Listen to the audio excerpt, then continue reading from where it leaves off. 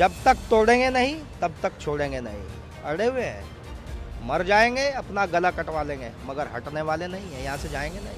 हम यहीं पढ़ेंगे, हम समझ लेंगे। हमारे पास 2 लड़के, हम कह देंगे एक लड़का यहाँ रहेगा और एक बाहर रहेगा हमारे घर काम देखेगा। जब तक ये कानून वापस नहीं होगा हम किसी कीमत पर हटने वाले नहीं है। विदेश घूमने का आदत पड़ेगी, विदेश घूमने की बाण पड़ेगी ना, ये वहीं रहेंगे, ये कुछ नहीं करेंगे। ये जो लड़ाई है हमारी आर पार की है। हम जब तक ये कानून है, इस कानून को वापसी नहीं लेंगे जब तक हम वापसी नहीं जाएंगे। और कानून को एकदम वापस लीजिए, क्योंकि किसान वापस नहीं जाने वाला है। ये बिल वर्षों बाद संसद ने पारित किए और इससे किसान के जीवन में खुशहाली आएगी। राहुल गांधी ने भी कृषि बिल का विरोध करते हुए मोदी सरकार पर जमकर निशाना साधा।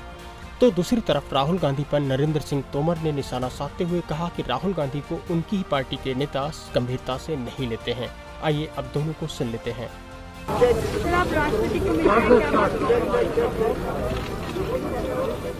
अभी मैं कुछ दिन पहले ऑपोजिशन पार्टीज के लीडर्स के साथ गया और अब हम कांग्रेस पार्टी के जो सीनियर लीडर्स हैं उनके साथ गए। राष्ट्रपति से हमने कहा कि ये जो कानून बनाए गए हैं ये किसान विरोधी कानून है और इससे किसानों का जबरदस्त नुकसान होने वाला है, मजदूरों का, किसानों का। सरकार ने कहा था कि ये कानून किसान के फायदे के हैं और देश को दिख रहा है कि किसान कानून के खिलाफ खड़ा हुआ है। और मैं प्रधानमंत्री जी से कहना चाहता हूं कि ये किसान हटेगा नहीं। प्रधानमंत्री को ये नहीं सोचना चाहिए कि किसान और मजदूर घर चले जाएंगे, नहीं जाएंगे जब तक ये कानून वापस नहीं लिया जाएगा। जॉइंट सेशन कीजिए और कानून को एकदम वापस लीजिए, क्योंकि किसान वापस नहीं जाने वाला है।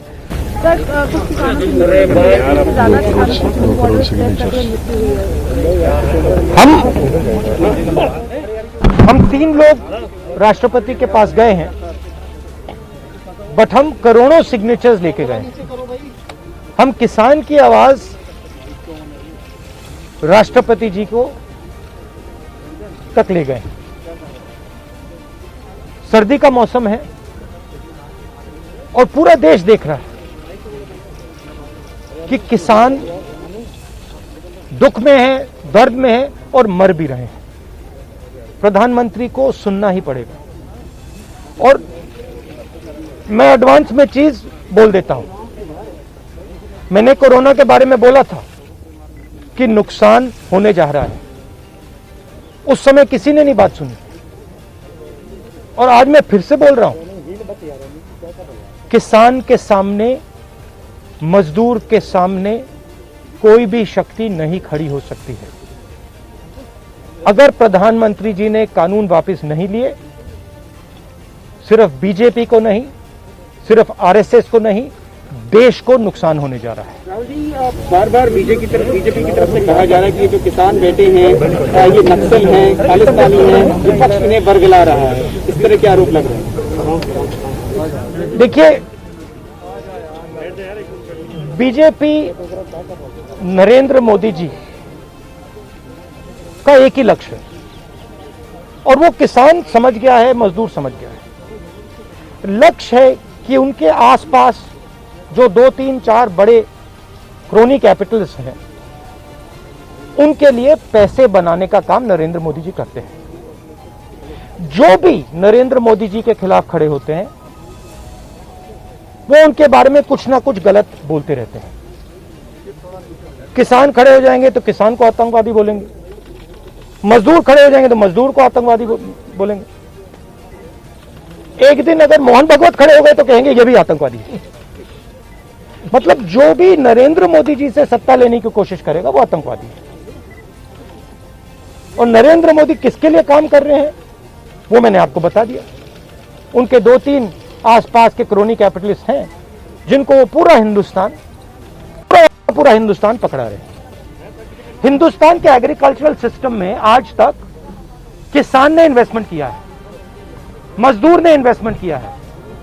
ये जो जवान हमारी सेना बॉर्डर पे खड़े हैं, इनके माता पिताओं ने किया है। इन्वेस्टमेंट ये करते हैं और रिटर्न किसको मिलता है?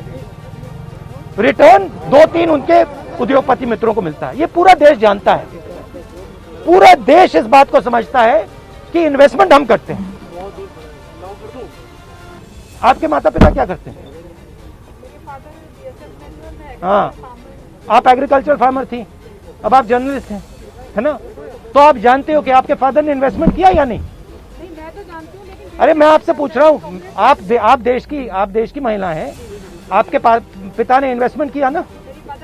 मदर फार्मर है, उन्होंने इन्वेस्टमेंट किया ना? किसके लिए इन्वेस्टमेंट किया? क्या इन 2-3 लोगों के लिए इन्वेस्टमेंट किया, या आपके परिवार के लिए किया, आपके एजुकेशन के लिए किया, आपके स्वास्थ्य के लिए किया, आपके स्वास्थ्य के लिए किया, आपके एजुकेशन के लिए किया? मगर ये जो 2-3 बिजनेसमैन है उनके लिए तो नहीं किया ना। तो सवाल यही है, इन्वेस्टमेंट कौन कर रहा है? आपके माता पिता ने किया, करोड़ों किसानों ने किया, और रिटर्न किसको मिल रहा है? हम पूछना चाह रहे हैं कि क्या कांग्रेस की कोई रणनीति है इस बात को काउंटर करने के लिए गांव तक जाना? काउंटर करने की जरूरत, काउंटर आप क्या बात कर रही हैं? काउंटर करने, आप क्या बात कर रही हैं काउंटर करने के? मतलब आपको ये नहीं मालूम कि, अरे भाई आपको क्या, आप क्या हिंदुस्तान के किसान को बेवकूफ समझती हैं क्या? तो फिर अगर आपको समझे तो उसको कैसे समझ नहीं है? अगर ये यहाँ पे लाखों लोग जो बैठे, हजारों लोग जो बैठे हैं दिल्ली के बाहर, क्या ये सुनिए, ये जो लाखों लोग आए, क्या ये मिठाई खाने आए क्या? क्या इनको समझ नहीं है क्या हो रहा है? इनको समझ नहीं क्या हो रहा है? इनको मालूम है, क्लियरली मालूम है, इनको मालूम है नरेंद्र मोदी चोरी कर रहा है, इनको मालूम है कि ये दिन भर इन्वेस्टमेंट करते हैं, 24 घंटा इन्वेस्टमेंट करते हैं, और उधर इन्वेस्टमेंट कहीं और जाता है, रिटर्न कहीं और जाता है। Thank you. मैं राहुल गांधी जी को कहना चाहता हूं कि 2019 में आपने जब अपना घोषणा पत्र जारी किया, उस समय आप झूठ बोल रहे थे या आप आज झूठ बोल रहे हो, ये कांग्रेस को स्पष्ट करना चाहिए। और आज ये सारे किसान यहाँ सिर्फ इसलिए चलकर आए हैं क्योंकि ये कृषि सुधार बिलों का समर्थन करना चाहते हैं। इन्होंने सबने मिलकर मुझे समर्थन पत्र भी दिया है, और इन्होंने यह भी कहा है कि कृषि सुधार बिल में संशोधन के मामले में सरकार को किसी दबाव में आने की ज़रूरत नहीं है। ये बिल बरसों बाद संसद ने पारित किए और इससे किसान के जीवन में खुशहाली आएगी। मैं इस अवसर पर किसान मजदूर संगठन के सभी पदाधिकारी कार्यकर्ता सबका हृदय से बहुत बहुत आभार प्रकट करता हूं और उन्हें इस समर्थन के लिए धन्यवाद देता हूं। राहुल गांधी से राजनीति कर रहे हैं, राहुल गांधी राजनीति कर रहे हैं, इस पे आपने देखा वो कह रहे हैं कि 2 करोड़ किसानों का समर्थन उनके पास है, लेकिन उन किसानों के बारे में ना कुछ जानकारी दी, ना कुछ झूठ की राजनीति राहुल गांधी कर रहे हैं। देखिए, राहुल गांधी जो कुछ बोलते हैं उसको कांग्रेस भी गंभीरता से नहीं लेती, देश का तो सवाल ही नहीं उठता है। लेकिन आज राष्ट्रपति और आज वो जब राष्ट्रपति महोदय के पास विरोध व्यक्त करने के लिए गए तो मुझे ये सब किसान खड़े हुए हैं, मैंने इनसे पूछा तो उन्होंने कहा कोई दस्तखत कराने नहीं आया कांग्रेस का आदमी, और किसी किसान ने दस्तखत नहीं किए। दूसरा, अगर राहुल गांधी को इतनी किसानों की चिंता थी तो जब उनकी सरकार थी तो सरकार के माध्यम से कुछ न कुछ किसानों के लिए कर सकते थे। कांग्रेस का हमेशा से चरित्र किसान विरोधी रहा है। दूसरा, ये तीनों बिल के बारे में 2019 के घोषणा पत्र में राहुल गांधी ने कहा था कि हम सरकार में आएंगे तो एपीएमसी को ख़त्म करेंगे, बिना टैक्स के किसान की फसल की खरीद फरोख्त हो ये सुनिश्चित करेंगे, कॉन्ट्रैक्ट फार्मिंग को बढ़ावा दिया जाएगा और एसेंशियल कमोडिटी एक्ट को समाप्त करके उसको नया बनाया जाएगा। ये यहाँ पर क्यों आए हैं? कृषि जो कानून आए हैं उनका समर्थन करने आए हैं, मोदी जी का कृषि मंत्री का धन्यवाद करने आए हैं, और इनकी कुछ मांगे भी हैं, अपनी इनकी मांगे आपको बता देंगे। मेरा केवल इतना ही कहना है कि पूरे देश में लगभग 16 करोड़ किसान हैं।